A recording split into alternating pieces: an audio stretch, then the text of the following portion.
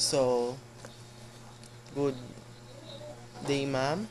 Our report is about Region 6, also known as Western, or also known as the Western Visayas region.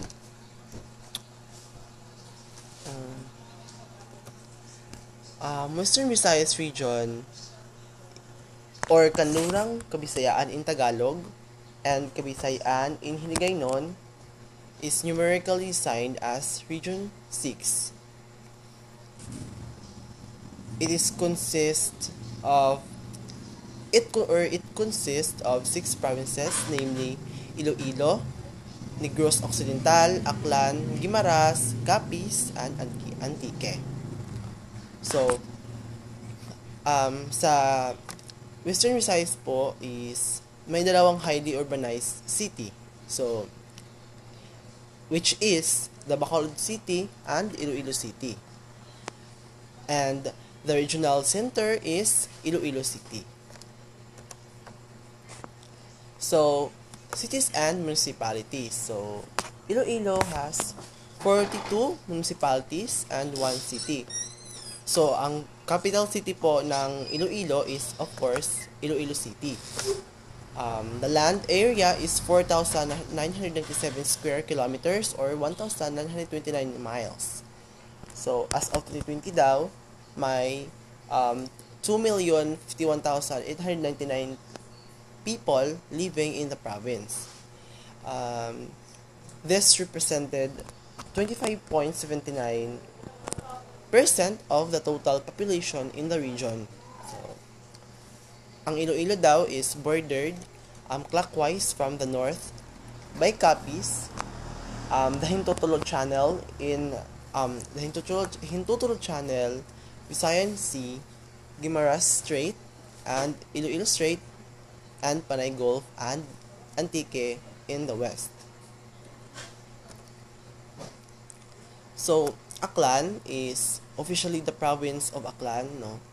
Aklanon, probinsya it Aklan, in Hiligaynon, kapuuran sang Aklan, Tagalog, lalawigan ng Aklan. It is a province in the Western Visayas region of the Philippines, and its capital is, of course, Kalibo, Aklan. The province is situated in the northwest portion of Panay. So, northwest po siya. Bordering Antique to the southwest and Capiz to the southeast. Aklan faces the Sibuyan Sea and Romblon province to the north. Antique. Antique, officially the province of Antique. Kinaray kapuuran kang Antique. In Hiligaynon, kapuuran sang Antique. In Tagalog, lalawigan ng Antique. So it is a province in the Philippines located in the Western Visayas as well. Of course, it's outside, no, ma'am? Classmates, no? So, its capital is San Jose de Buenavista. So, the most populous town in Antique. So, ang San Jose de Buenavista is very crowded daw siya. And the province is situated in the western section. So, of Panay. So, dito po siya na part. If I'm facing with you, dito po siya na part, no, western in the left, okay, I'm facing there, man. Island and borders Aklan, Capiz, and Iloilo. So, pinalibutan daw niya yung Aklan, Capiz, and Iloilo to the east. So, east in the right part, no. While facing the Sulu Sea to the west. So, Sulu Sea, yung sea na yung sa may Zamboanga. So, the province of Antique is subdivided into 18 municipalities and provinces. So, yeah. Yung alam ko lang na Antique is San Remigio, San Jose de Buenavista, Tibiao, Bataw. Yes, yan yung mga municipalities under Antique province.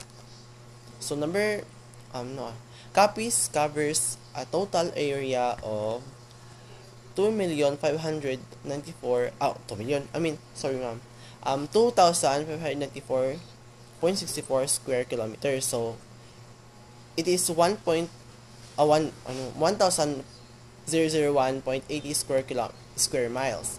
So, occupying the northeastern portion of Panay Island, and is one of the 5 provinces that compose the Western Visayas region. Mount Nangtud is the highest mountain in Capiz, with an elevation of 6,804 feet. So it is 2,074 miles. Located in the Capiz Antique border. No, ang Mount Mangtud daw is located in the Capiz Antique border. Other peaks are Mount Igas. Other peaks are Mount Tigas, 4,760 feet. It is 1,451 miles. Mount Agudo is 2,736 feet. It is 834 miles. The province comprises of the province is comprises of 473 barangays, 60 municipalities, and one city. No, Rojas City Capiz kasi Rojas City is the capital. The provincial capital is only 45 minutes away by plane from Manila and is within the routes of major shipping lines. The Panay River used to be famous for the great number of crocodiles thriving there. No? Capiz is comprised of one city, no, Rojas, so it is Rojas and 60 municipalities, further subdivided into 473 barangays with 2 congressional districts. So there are 2 districts, the first district and the second district. So the fifth province is the Guimaras. So Guimaras is called, o Guimaras in Hiligaynon is Kapuuran sa Guimaras. Tagalog, lalawigan ng Guimaras, is an island province in the Philippines located in the Western Visayas region. The capital is Hordan because we are in Filipino. Hordan, while the largest local government unit for it is the municipality of Buena Vista, Guimaras. The province is situated in Panay Gulf. So, di ba in the southern part of Panay is you can see Panay Gulf because when you check your map, there is Panay Gulf there. So, yan yung southern part ng Guimaras. Yes.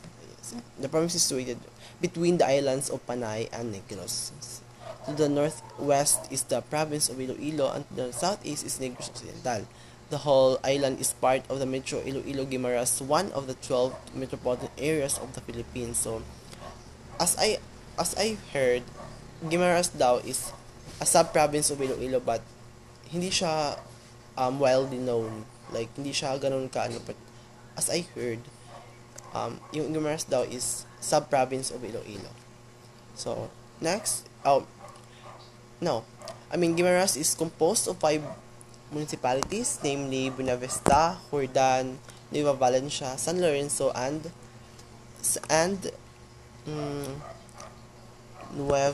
Sibnuwag. Next is the last province is Negros Occidental. So, inilagay nun nakatungdang Negros, Tagalog, kanlurang Negros.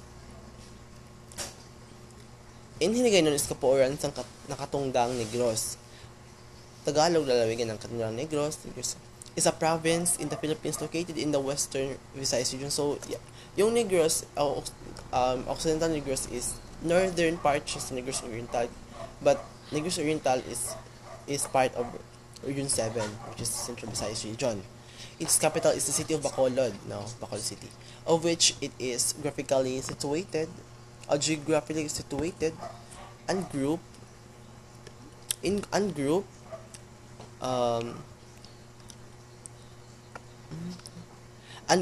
under by the Philippine Statistics Authority, but remains politically independent from the provincial government. It occupies the northwestern half of the large island of Negros and borders Negros Oriental, which comprises the southeastern half, known as the Sugar Bowl of the Philippines. Negros Occidental produces more than half of the nation's sugar output. So as we all know, di ba, Negros Occidental is marami silang taniman ng mga sugarcane or sugarcane. So ginagawa nila itong juice, mga sukal, mga ganyan-ganyan. So maraming uses ang sugarcane, di ba? So ang Negros Occidental daw has 19 municipalities and 13 cities. Further subdivided into 662 barangays. So as said, ang ano daw ng Negros Occidental is ang capital city is Bacolod City. Next is the language, music, dance, indigenous groups, and the tourist spots. So, ang ang Western Visayas daw is dominated by the native speakers of 4 Visayan languages. So, ang apat na yun is Hiligaynon, Kinaray, Aklanon, and Capisnon. So, Hiligaynon po is, yan yung main language ng Iloilo. Kinaray is language yan ng Antique. Ang Aklanon is in Aklan. Ang Capisnon is in Capiz. But yung apat na yan is same lang po yan. Same lang po yan ng Cebuano at Insuran dili ba? Dili sa kanang Surigao ba? Kamayo.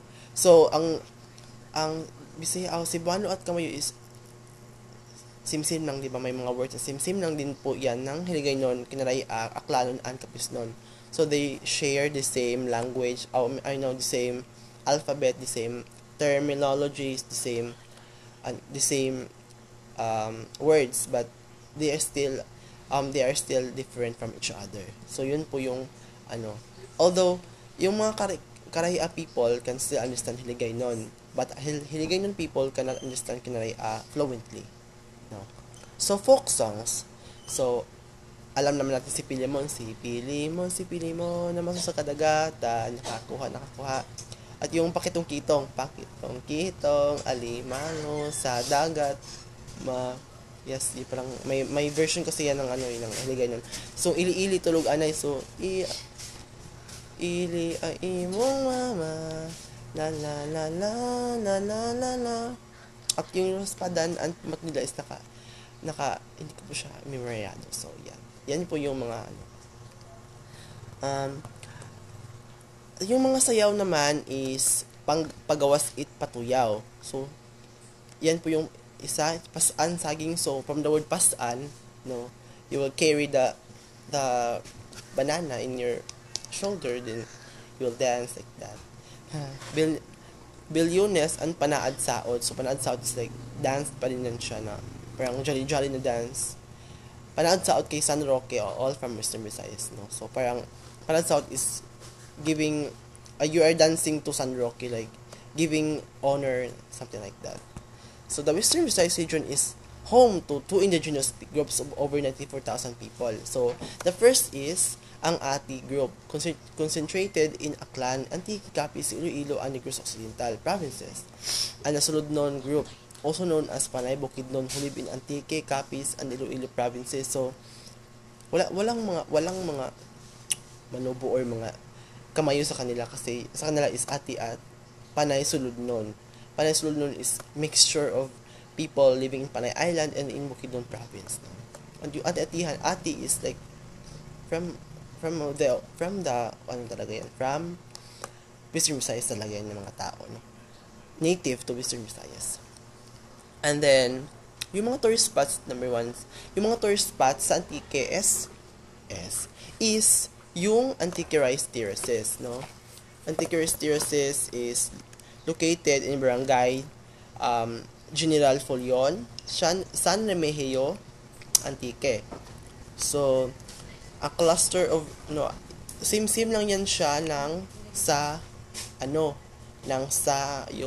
Ifugao, no, Banawer. Same lang sila ng structure. Yung patad yung weaving is yung same lang yan sa yung mga paghahabi sa South, yung mga sa mga Tibuli, yung sa South Cotabato, same lang yan sila. And this part will be reported by Miss.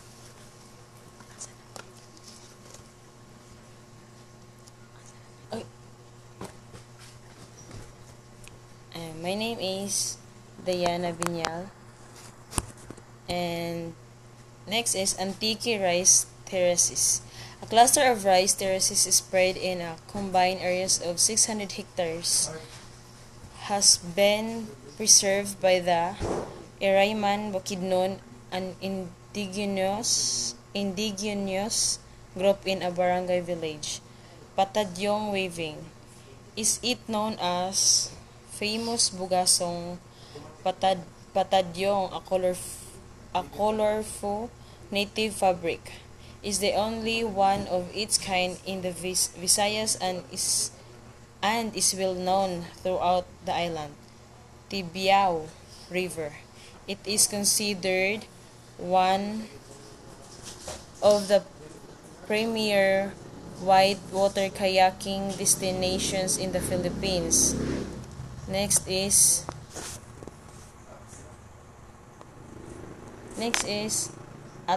Ati-Atihan Festival. Street dancing and spontaneous revelry dominate the event, which is held on every third week of January. Boracay Island. Very relaxing place, and it is the best tourist attractions in the Philippines can offer. Then Kalantiao Shrine. This historical marker stands on the site of Datu Kalantiao, seat of government in Bataan.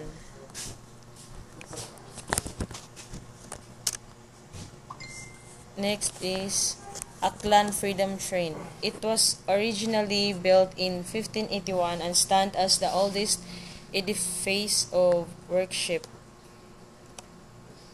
Gugma Beach. The waters of this quiet and unorganized beach are so clear, an ideal place for lovers. Next is Sinadya Festival. It is held very December 5 to 8 in commemoration of the feast of the Immaculate Conception. Next is Manggahan sa Guimaras Festival. The festival held every 22 in the month of May.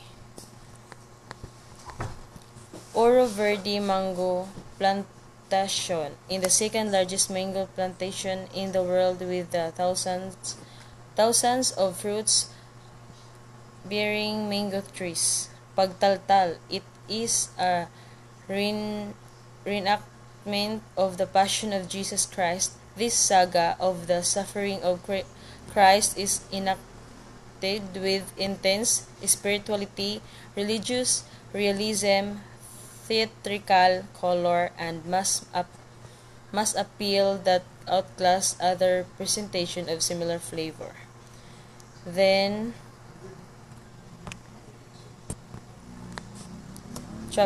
Trappist Monastery. The contemplative monks in the monastery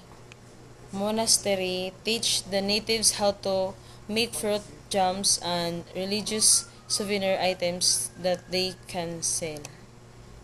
Asilo de Molo. It is a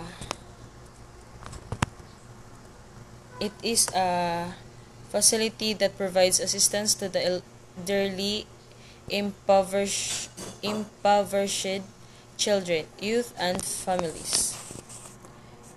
Bulabog Putian National Park. It is a 500-hectare natural area whose main feature is a cave system. It is a protected rainforest area known for being a living museum of flora and fauna.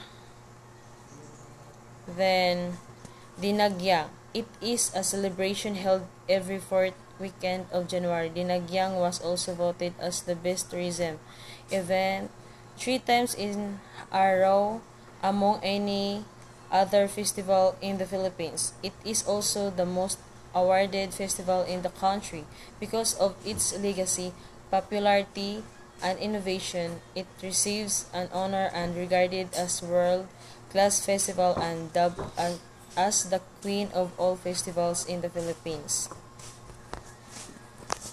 Next is Balay Negrins. It is also known as Victor Gaston Ancestral House. It is an antique museum that showcases the lifestyle of late 19th century Negrins sugar baron. Chapel of Cartwheels. It is surely Manapla's pride. It was built during the hacienda days of the 1960s. And MT Canlaon. Anyone who is interested in climbing the volcano will have the first check with the DENR whether it is open for trekking. Yolo Ancestral House. It is the residence of Don Alfredo Yolo, the mayor of Bacolod and the onset of World War II. And that's all. Thank you.